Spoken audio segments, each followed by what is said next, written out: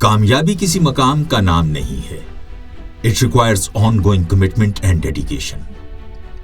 किसी भी कामयाब फाउंडेशन की बुनियाद में हमेशा एक ऐसे शख्स का किरदार होता है जो अपनी मुस्तकिल मेहनत से उसकी आबियारी करता है।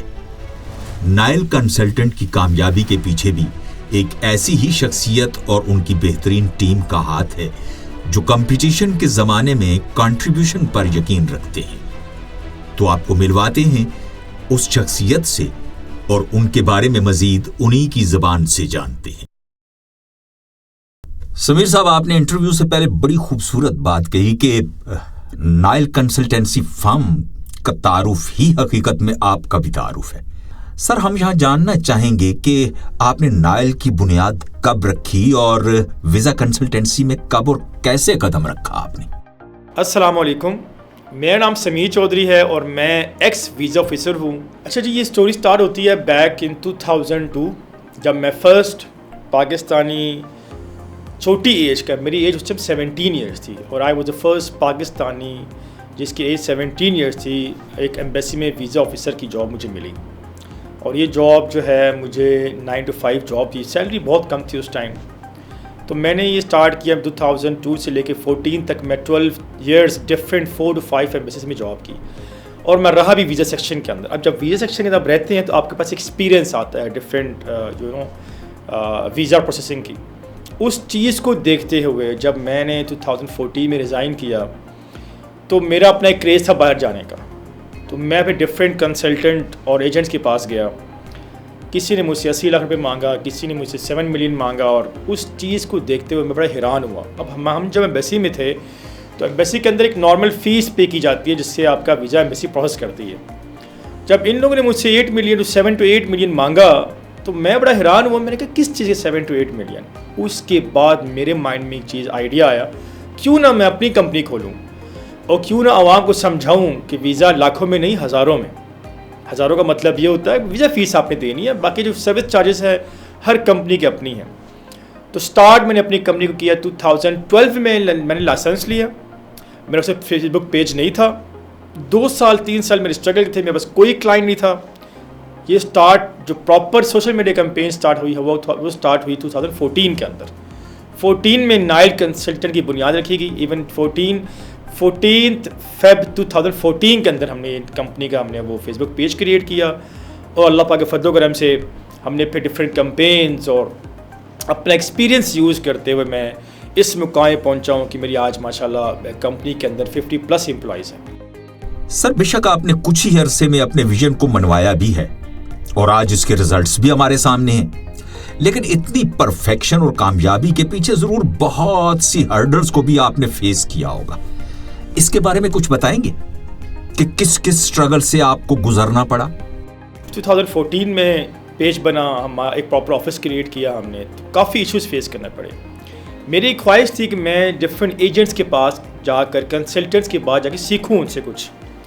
तो मैं रेफरेंस बेस्ड किसी जाता रहा, वो आज भी इनका ऑफिस मौजूद है माशाल्लाह। मेरा फिर पॉइंट ये था मैं बैठूं और देखूं ये करते क्या है। अनफॉर्चुनेटली मेरा वो टाइम जो बैठना था, वहाँ पे जाना, वो सब वेस्टलेस गया। पाकिस्तान के अंदर हमारी इस कंसल्टेंसी की फील्ड में कोई डिग्री नहीं है, कोई कॉलेज नहीं है जो सिखाता है आपको, आपने खुद ब खुद सीखना है। और मैं ये कहते मुझे प्राउड फील हो रहा है कि I am the only consultant इन पाकिस्तान जिसके एक बैकग्राउंड एम्बेसी का बैकग्राउंड है। आप पाकिस्तान में जितने कंसल्टेंट देख लें, जितने ट्रैवल एजेंट देख लें, कोई भी स्टडी करके नहीं आया, कोई कोर्स करके नहीं आया, कोई बाहर से सर्टिफिकेशन लेके नहीं आया। बट मैं छोटी एज में मैंने जॉब मुझे मिली। जॉब कैसे मिली एक अलग स्टोरी है। जॉब मिली, जॉब की, सीखा, समझा। 15 साल मैं एम्बेसी की फंक्शन में जाता रहा, ये फॉरनर से मिलता रहा। मेरी ज़िंदगी सारी गुजरी फॉरनर के साथ है। उस चीज़ को मैं लेकर अपनी इस फील्ड में आया। फिर यूँ हुआ कि ऑफिस क्रिएट किया। अब डेफिनेटली एक नया आदमी था मार्केट में, तो पहले तो मेरे पास एजेंट्स आते रहे, क्लाइंट नहीं आया मेरे पास, कंसल्टेंट आते रहे। मैं वो क्वेश्चन पूछते थे मुझसे, अच्छा ये कैसे कर रहे हैं। तो मुझे बताते हुए एक तो ये हिचकिचाहट होती थी कि मैं क्यों बताऊँ इनको, ऑलरेडी मेरा नाम यूज़ करके ये काम कर रहे हैं, पुराने लोग हैं। तो आप यकीन नहीं करेंगे, ऐसे लोगों का मैं नाम बता सकता हूँ जो इस फील्ड में कुछ भी नहीं जानते, मुझे पहले मेरे पास आते रहे सीखने के लिए। उस चीज़ ने मुझे बहुत इंकरेज किया क्यों ना मैं आवाम को सच बताऊं कि वीज़ाज़ ना कंसल्टेंट देता है, ना ट्रैवल एजेंट देता है, ना कोई और देता, सिर्फ एम्बेसी देती है। इस मोटिव को, लोगों को लेके मैं चला हूँ आगे। जब ये लेके चला तो अगेन आवाम की माइंड में कुछ और था, तो मुझे 2-3 साल लगे समझाने में, लोगों का माइंड वॉश करने में कि ये डन बेस कैसे होता है, कैसे नहीं होता। इस चीज़ के लिए मैंने फिर उसके बाद अगेन 2017 to 18 के अंदर मैंने अपना वो एक चैनल बनाया। उस चैनल को मैंने प्रमोट किया। प्रमोट करने के बाद आज आपके सामने हम बैठे हैं। समीर साहब, सबसे अहम सवाल, अगर कोई शख्स नाइल कंसल्टेंट के थ्रू वीज़ा लेना चाहे तो आपकी फर्म उसे कैसे गाइड करेगी? वीज़ा प्रोसेस ऐसा होना चाहिए, सबसे पहले तो आपको आइडिया होना चाहिए कंसल्टेंट, एजेंट या कोई भी शख्स, उसका वीज़ा अप्रूव करवाने में कोई हाथ नहीं है। सबसे पहले आप ये बात माइंड में रखें। अप्रूवल अथॉरिटी सिर्फ और सिर्फ कंसर्न एम्बेसी है और उस एम्बेसी के अंदर कंसर्न डिपार्टमेंट वीज़ा सेक्शन है। जब आप ये माइंड में रखेंगे तो ना कोई फ्रॉड कर सकेगा आपसे, ना कोई स्कैम कर सकेगा। अब इसका तरीक़ेकार क्या है? अगेन इसकी अब कंसर्न एम्बेसी की वेबसाइट पे जाते हैं आप वहाँ से डाउनलोड करते हैं उनके फॉर्म्स, उनकी रिक्वायरमेंट्स। मैक्सिमम एम्बेसीज की रिक्वायरमेंट सेम होती है। जो आप फॉर्म डाउनलोड करते हैं, उसकी रिक्वायरमेंट डाउनलोड करते हैं, तो आप डॉक्यूमेंट रेडी करते हैं। अगेन आपको कंसल्टेंट हायर करना पड़ता है, उसको एक प्रोफेशनल कंसल्टेंट हायर करना पड़ता है जिसको एक्सपीरियंस मौजूद है, जिसको खुद पढ़ना आता हो। ज़रूरी नहीं है कि वो MBA हो, बट अच्छा कंसल्टेंट जिसको बैकग्राउंड भी हो उसका। आप उसे हायर करते हैं, वो आपकी फाइल रेडी करता है। फिर उसके बाद हर एम्बेसी का एक प्रोसेस है कि आप कुछ एम्बेसी फॉर्म आपको ऑनलाइन भेजने पड़ते हैं, कुछ ड्रॉप बॉक्स में भेजने पड़ते हैं। ये दोनों काम करने के बाद आप फीस पे करते हैं, जो नॉर्मल फीस होती है एम्बेसी की। फीस पे करने के बाद आपको रिसिप्ट दी जाती है एम्बेसी की तरफ से। उसके बाद एक टाइम ड्यूरेशन है, उसके अंदर एम्बेसी ने आपको येस और नो का जवाब देना होता है। ये बात माइंड में रखें। जब आपका केस एम्बेसी में सबमिट हो जाता है तो कंसल्टेंट या ट्रैवल एजेंट या एजेंट का कोई किरदार नहीं होता। तो क्या आपके क्लाइंट्स की कुछ सक्सेस स्टोरीज भी हैं जो आप यहाँ शेयर करना पसंद फरमाएं? मेरी पहली सक्सेस स्टोरी थी, वो मुझे अब साल तो नहीं याद, बट इतना मुझे याद था कि जब फर्स्ट क्लाइंट आया था उसका नाम था मियाँ वाहिद मजीद। मुझे आज भी नाम याद है उनका, मैं आज तक नहीं मिला उनको, आज तक मैं नहीं मिला। जब फर्स्ट टाइम उन्होंने मुझे पेमेंट ऑनलाइन करवाई, गुजरांवाला में इनका ऑफिस था, मुझे ऑनलाइन करवाई, तो मुझे रात को नींद नहीं आई। नींद इसलिए नहीं आई क्योंकि हमारे इस फील्ड के अंदर बहुत से लोग समझते हैं कि स्कैम है, फ्रॉड है। जब पेमेंट मुझे आई तो मैं दुआ करता अल्लाह पाक फजर जल्दी हो जाए, रोशनी सुबह जल्दी हो, ताकि मैं ऑफिस जाकर रिसिप्ट भेजूँ उनको।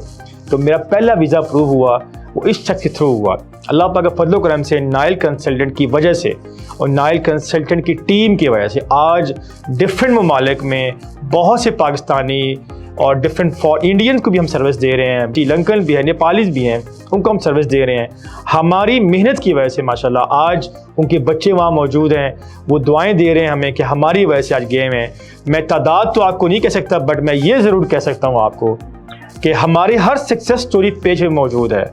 और माशाल्लाह हम लोग गूगल के ऊपर टॉप ट्रेंडिंग कंपनी है। अगर आप कब लिखें वीज़ा सिर्फ लिखें गूगल के ऊपर तो आपको नज़र आएगा कि नाइल कंसल्टेंट का ही नाम निकलेगा। ये अल्लाह पाक का ख़ास करम है, हमारी टीम की मेहनत है और आप लोगों की दुआएं हैं जो हमसे प्यार मोहब्बत करते हैं। आपके जवाबों से ये लग रहा है कि आपकी कंपनी बहुत एक्सपीरियंस्ड है। आप ये बता दें कि आप अपनी टीम को कैसे ट्रेन करते हैं? नाइल कंसल्टेंट की टीम जो है मेरी सुपरविजन में काम करती है। हमारे कंपनी के अंदर एक सेपरेट सेक्शन है ट्रेनिंग का, जिसको मैं खुद हेड करता हूँ। हेड खुद इसलिए करता हूँ कि मेरा बैकग्राउंड है वीज़ा ऑफिसर का, कम से कम 12 साल एक्सपीरियंस है। उस चीज़ को देखते हुए मैं अपने स्टाफ को ट्रेनिंग देता हूँ। हफ्ते में 2 दिन 2 घंटे हम ट्रेन करते हैं उनको। ट्रेनिंग के कुछ फेजेस होते हैं, वो पास करने होते हैं। पास करने के बाद हमारे नाइल कंसल्टेंट की प्रोसेसिंग ऑफिस या सेल एग्जीक्यूटिव ऑफिस में बैठते हैं। ये सारी जो सिस्टम है, इस सारे सिस्टम के अंदर मैं खुद इन्वॉल्व हूँ। जब तक मैं खुद मैं खुद ना उनके साथ बैठूँ तो अगेन मैं उस पर सेटिस्फाई नहीं होता। ये मैं एक बात कंफर्म कर दूँ आप लोग कि नाइल की टीम है तो मैं हूँ, और मैं हूँ तो नाइल की टीम है और ये कंपनी मौजूद है। वीजा कंसल्टेंसी बिजनेस के अब तक का कोई ऐसा अहम वाकया जो आप सुनाना चाहें? एक वाकया ये है जो मुझे आज भी याद है। मैंने रमज़ान के महीने में एक क्लाइंट आया किसी रेफरेंस बेस पे। एक बच्चा था, वो 22 साल उम्र है, वो आज भी मैं जानता हूँ, कांटेक्ट में मेरे साथ। उसका मैंने वीज़ा प्रोसेस किया। जब वीज़ा प्रोसेस किया, यकीन माने हम लोग रमज़ान के बाद इफ्तारी के बाद भी बैठते थे। उसका वीज़ा अप्रूव हुआ था, शेंजन वीज़ा अप्रूव हुआ था, हमने स्विट्ज़रलैंड से वीज़ा अप्लाई किया था। वो 3 दोस्त थे। तो एक नॉर्मल क्लाइंट था मेरे लिए, वो बिल्कुल ऑफिस में आया। तो हमने जब वीज़ा अप्लाई किया, अब उसे ट्रैवल करना था, उसकी होटल बुकिंग्स जो है वो हमने करनी थी। वो डिफरेंट 3, वो इटली, स्विट्ज़रलैंड और जर्मनी में स्टे करना था। अब रमज़ान का एंड था, ये ट्रैवल करने के बाद ही कॉन्टेक्टेड मी फ्रॉम देयर कि जैसे मेरी बुकिंग चेंज कर दे। उन दिनों मैं गाँव गया हुआ था ईद के सिलसिले में। जब ईद के सिलसिले में मैं गाँव गया तो मुझे कांटेक्ट करता रहा, सर फ़लाँ बुकिंग चेंज कर दे। तो मैं ना इरिटेट हुआ, मैं तंग पड़ गया। तो मैंने कहा यार मैं ईद पे आया हुआ हूँ, तो आपकी मेहरबानी है, आप प्लीज़ बाद में चेंज करें। आप यकीन नहीं मानेंगे, मुझे नहीं पता चला उसने क्या किया। उसके बाद अब मैं गाँव से वापस आ रहा हूँ तो मुझे अननोन नंबर से कॉल आई। आप लोग जानते होंगे नो नंबर का मतलब क्या होता है। कॉल आई कि जी आप पहुंच गए। मैं जी मैं पहुंच गया हूं। सुबह अर्ली मॉर्निंग जब ऑफिस पहुंचा मंडे वाले दिन, तो डिफरेंट गाड़ियां मेरे ऑफिस के बाहर खड़ी होंगी। समझ तो गए होंगे अब मैं किसकी बात कर रहा हूं। हम उस इदारे की बात कर रहे हैं जो पाकिस्तान में सबसे ताकतवर इदारा है। मुझे कहा गया कि आप फाइलें लेके ऑफिस आ जाए। मुझे नहीं पता वो कौन था। तो मेरी बचत कहाँ से हुई। मेरे जो इन्वेस्टिगेशन ऑफिसर था, मेजर था, वो मुझे उस 2005 से जानता था। मैं एक एम्बेसी में जॉब करता था और हमारे एम्बेसी के इंटर ऑफिस रिलेशन से उस डिपार्टमेंट के साथ। तो मैंने कहा मेरे साथ क्या हुआ क्या है। उसने कहा आपने जिस सर्विस को सर्विसेज दी हैं वो एक हमारे लेफ्टिनेंट जनरल का हाजिर सर्विस बेटा है, तो आपने उसको क्यों कहा कि मैं आपकी बुकिंग नहीं कर सकता। मेरा पॉइंट कहने का ये है कि हम इस ऐसे मुल्क में रहते हैं जहाँ आपने गलती से किसी को कह दिया कि मैं अपनी ईद इंजॉय कर रहा हूँ, ये भी कहना गुनाह था उस टाइम। तो एक वाक़या मुझे याद पड़ता है कि मैं खैर 2-3 दिन मुझे उन्होंने हाजिरियाँ लगवाते रहे। एक और वाक़या ये है कि यूट्यूब पे जब मैं आया, तो जब फर्स्ट टाइम मैं अगेन फेम हुआ, मैं एक बेकरी से कुछ चीज़ लेने गया था वहाँ पे। तो जो काउंटर पे कैशियर बैठा हुआ था उसने हल्की सी आवाज़ में कहा यार ये समीर है, यूट्यूब पे आता है। वो एक मोमेंट था जो मेरे लिए प्राउड फील किया और मैं थोड़ा सा मुझे बड़ा अच्छा लगा कि यार अगेन अब लोग मुझे जानना स्टार्ट कर दिए। तो अल्लाह पाक का फजल करम है, अब मैं कहीं ट्रैवल करता हूँ एयरपोर्ट पे कहीं ना कहीं लोग मिल जाते हैं, बाज़ारों में मिल जाते हैं। तो अल्लाह पाक का बड़ा ख़ास करम है। ये 2 वाक़ये मुझसे नहीं भूलती जो मैंने आपको एक्सप्लेन किए हैं अभी। कामयाबी के सफर में कुछ लोग आपकी पजीराई करते हैं और कुछ तनकीद। आप जाती तौर पर क्रिटिसिज्म पर कैसे रिएक्ट करते हैं? क्रिटिसिज्म को मैं इस तरह फेस करता हूँ कि मैं सब्र तहम्मुल से उसको लेता हूँ, बर्दाश्त करता हूँ। बट दूसरा इसका एंगल ये है कि कुछ लोगों को ना इन्फॉर्मेशन नहीं है। हमेशा हमारे फील्ड में क्रिटिसिज्म वो करेगा जिसको कोई नॉलेज नहीं है, कोई इन्फॉर्मेशन नहीं है उसको। तो मैं ज़्यादातर उसको सब्र तहम्मुल से बर्दाश्त से सुनता हूँ, मैं रिप्लाई नहीं करता। कहते हैं सब्र इंसान की सबसे बड़ी ताकत है। तो मेरे में सब्र काफ़ी आ गया। अल्लाह पाक ने इसमें जो मुकाम दिया वो सब्र आ गया मेरे अंदर। सर, हमने तो यह भी सुना है कि आपकी कंपनी सोशल आउटरीच पर बहुत बिलीव करती है। ऐसे कौन से सोशल इनिशिएटिव्स हैं जिनका जिक्र आप यहां करना पसंद फरमाएंगे?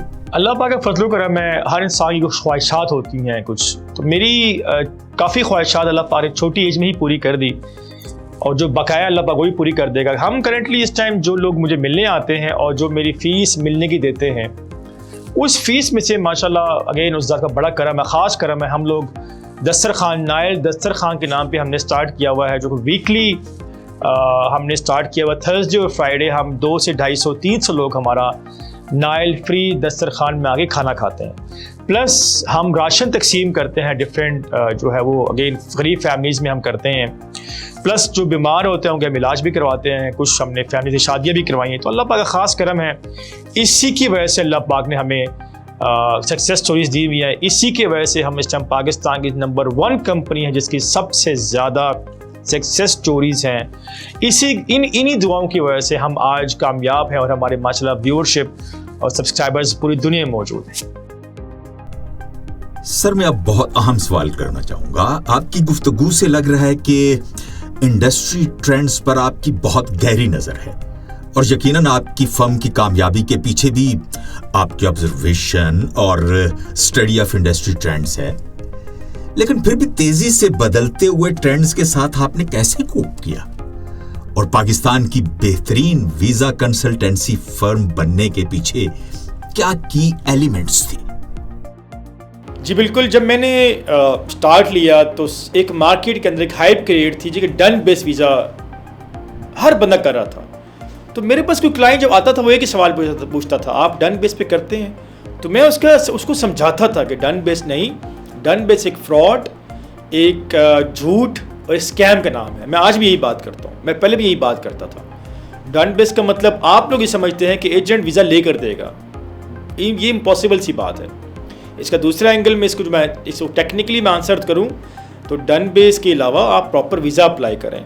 तो मुझे ये 3 साल प्रॉब्लम फेस करनी पड़ी। मैं डिफरेंट व्हाट्सएप ग्रुप में भी था एजेंट के, वहाँ सारा दिन यही लाई होती थी, आपने मुझे गारंटी दी वीज़ा की वीज़ा ही लगा, तो उसको बदनाम करना स्टार्ट कर देते थे। तो ये बेहतर है या मैं क्लियरली बता दूँ आपको कि वीज़ा एम्बेसी ने देना है, आप अप्लाई करें, रिजेक्शन हुई ना हुई कोई टेंशन नहीं, ये बेहतर है, सच प्रमोट करना था। तो 3 साल यकीन माने मैंने मेरे बच्चों को स्कूल से छुड़वाया, मैंने काम नहीं था बिल्कुल, मैंने गाड़ी बेची है अपनी, काम नहीं, सिर्फ ये कि डन बेस चल रहा है और मुझे मजबूर किया जा रहा था कि मैं भी अल्फाज इस्तेमाल करूँ। पर अल्लाह पाक का फजल करम है, मैंने 3 साल जो स्ट्रगल बर्दाश्त की, जो प्रॉब्लम्स फेस की, उसको फेस किया, उस फेस करने के बाद आज मैं सब में बैठा हूँ आपके सामने। आखिर में मैं आपसे आपके फ्यूचर गोल्स और फ्यूचर मिशंस के बारे में पूछना चाहूँगा कि फ्यूचर में आप नाइल कंसल्टेंट को कैसे लेकर चलना चाहते हैं? मेरा सिर्फ एक ही मिशन है, तो मिशन ये है कि हम सिर्फ और सिर्फ लोगों को बता सकें कि वीज़ाज़ कैसे अप्लाई होते हैं। पाकिस्तान या दुनिया के अंदर कोई ऐसा शख्स नहीं है जो वीज़ा अप्लाई ना कर सकता हो। लोग कहते हैं फ़लाँ इस काबिल थे कि अपने अप्लाई करवा दिया, ऐसा बिल्कुल भी नहीं। अगर आप डॉक्यूमेंट रख सकते हैं, डॉक्यूमेंट बना सकते हैं, रिक्वायरमेंट कंप्लीट कर सकते हैं, तो कोई भी वीज़ा अप्लाई कर सकता है। बट मेरा सिर्फ पॉइंट आपको बताने का ये है, वीज़ा अप्लाई करने के बाद अब एम्बेसी ने आपको अप्रूव करना है, कंसल्टेंट ने नहीं करना। जिस तरह अगेन बच्चे की तरबियत माँ बाप नहीं करनी है और उनसे अच्छी तरबियत कोई नहीं कर सकता, इसी तरह मैं इस मोटिव और लोगों को लेकर चलता हूँ। एम्बेसी ही सिर्फ वो इदारा है जो आपका वीज़ा अप्रूव या रिजेक्ट कर सकता है। तो आपने जब भी अप्लाई करना हो, आपने सिर्फ एम्बेसी का डोर नॉक करना है, अप्लाई वहीं पे करना है, किसी की बातों में ना आए। कोई भी आपको ये बोले कि वीज़ा मैं दिलवाऊंगा, ये झूठ है, ये गलत है। जब आपको ये बोलेगा समझे फ्रॉड कर रहा है आपके साथ। और मेरा यूट्यूब चैनल के ऊपर कंप्लीट वीडियोज़ हैं कि फ्रॉड से कैसे बचना है आपने, स्कैम से कैसे बचना है आप लोगों ने। उस वीडियो को फॉलो करें और उम्मीद करता हूँ कि आप इन चीज़ों से बचेंगे।